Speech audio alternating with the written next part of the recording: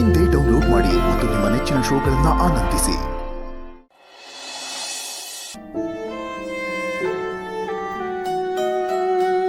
ಹಾಗಾಗಬಾರ್ದು,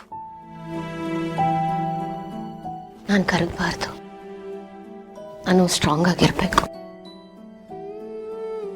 ನನ್ನ ಮೇಲೀಗ ತುಂಬಾ ಜವಾಬ್ದಾರಿಗಳಿದೆ. ಅಪ್ಪು ಭವಿಷ್ಯ ನೋಡ್ಬೇಕು. ಸಲ ಎಲ್ಲಾನು ಬಿಟ್ಟು ಬಂದ್ಬಿಟ್ಟಿದ್ದೀನಿ. ಮತ್ತೆ ತಿರುಗಿ ನೋಡೋಕ್ಕಾಗಲ್ಲ. ಮಲ್ಲಿ ಮತ್ತೆ ಕನ್ಸು ಕಾಣೋ ಶಕ್ತಿ ನನಗಿಲ್ಲ. ಸೋತೋಗ್ಬಿಟ್ಟಿದ್ದೀನಿ. ಇದೇನಕ್ಕರೆ ನೀವು ಒಳ್ಳೆ ಮಹಾ ವಯಸ್ಸಾದಂಗೆ ಸನ್ನಿಸಿ ಥರ ಮಾತಾಡ್ತಾ ಇದ್ದೀರಾ. ದೇಹಕ್ಕಾಗದೇ ಇರ್ಬೋದು ಮಲ್ಲಿ, ಆದ್ರೆ ಪ್ರತಿದಿನ ಗೌತಮ್ ಅವ್ರ ನೆನಪನ್ನ ಮನಸ್ಸಲ್ಲಿ ಸಾಯಿಸಿ ಸಾಯಿಸಿ ನನ್ನ ಮನಸ್ಸು ವೀಕ್ ಆಗೋಗ್ಬಿಟ್ಟಿದೆ.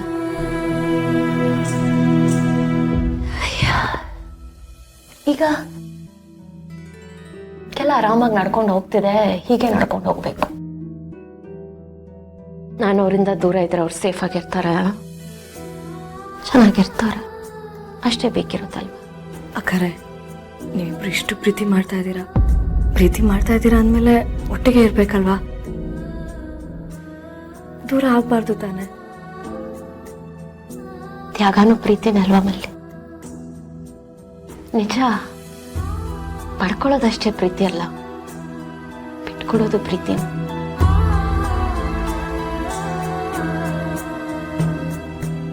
ನಾವು ಪ್ರೀತಿಸೋರು ಸೇಫ್ ಆಗಿರ್ಬೇಕು, ಚೆನ್ನಾಗಿರ್ಬೇಕು. ಸೊ ಅವರಿಂದ ದೂರ ಇರೋದು ಪ್ರೀತಿನ. ನಾನು ಅವ್ರ ಮನ್ಸಿಗೆ ನೋವಾಗೋ ಥರ ಎಷ್ಟು ಬೇಕಾದ್ರೂ ಮಾತಾಡ್ಬೋದು. ಆದ್ರೆ ಈಗಲೂ ಅವ್ರ ಬಗ್ಗೆ ನಂಗೆ ತುಂಬ ಒಳ್ಳೆ ಭಾವನೆ ಇದೆ. ಅವ್ರು ಏನೇ ಮಾಡಿದ್ರು, ನನ್ನಿಂದ ಏನೇ ಮುಚ್ಚಿಟ್ಟಿದ್ರು, ಅದು ನಾನು ಒಳ್ಳೇದಕ್ಕೆ ಅಂತಾನೆ ನನಗೆ ಗೊತ್ತು. ಅವ್ರು ಎಲ್ಲೇ ಇದ್ರು ಸೇಫ್ ಆಗಿರ್ಬೇಕು, ಚೆನ್ನಾಗಿರ್ಬೇಕು. ಅಷ್ಟೇ ನಾನು ಬೇಡ್ಕೊಳ್ಳೋದು. ನಾವಿಬ್ರು ಒಬ್ರಿಂದ ಒಬ್ರು ದೂರ ಆಗಿರ್ಬೋದು, ಆದ್ರೆ ನಮ್ಮ ಪ್ರೀತಿ ಸತ್ತಿಲ್ಲ, ಸಾಯೋದು ಇಲ್ಲ.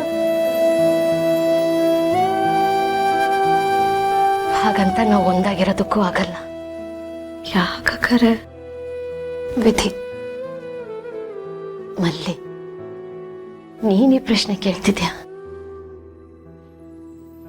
ನಾವು ಮತ್ತೆ ಒಂದಾದ್ರೆ ನೀನ್ ಗೊತ್ತಲ್ವಾ,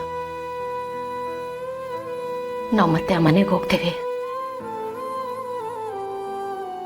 ಅದು ಸರಿ ಹೋಗಲ್ಲ, ಅದು ಸರಿನೇ ಹೋಗಲ್ಲ.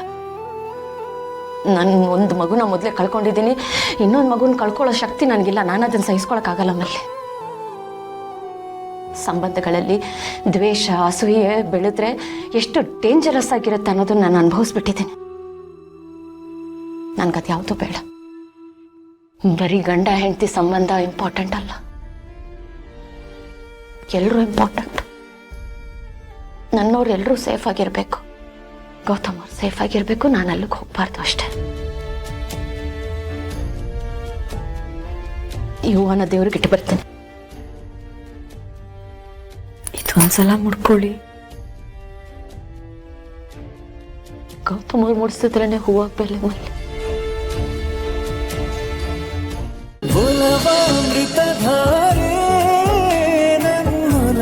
ಅಮೃತಧಾರೆ